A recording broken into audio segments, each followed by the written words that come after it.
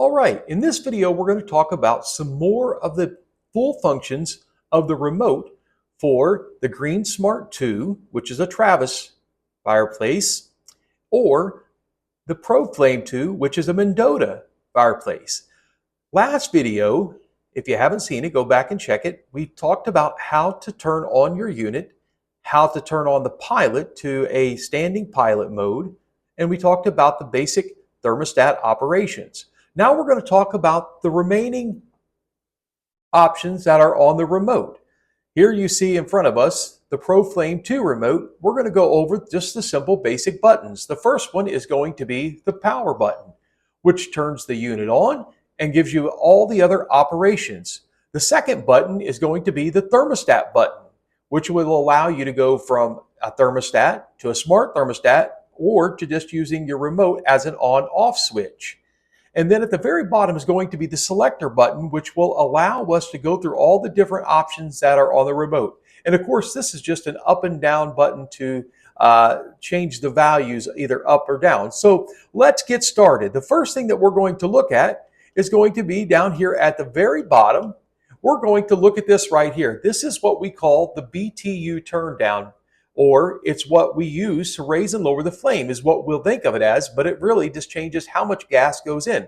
The way we make that change is we have it on high right now, or you're able to simply take this button here and press it up or down. There's 6 different steps that you can go through on this unit, and then there you go. That is full. That is all the way taking it down. Okay?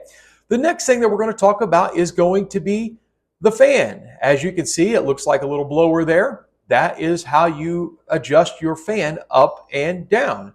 You will see it goes all the way up to high, or you can take it all the way down.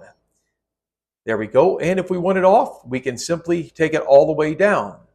The next function is going to be the light. How bright do we want the lights to be inside of this? Now, it's a little bit harder to see because I already have lights on here for the video filming, but you can turn the lights up and down. You can go as high, you can see it turning it out, or you can completely turn it off. Again, so that light bulb is going to be the light on the inside.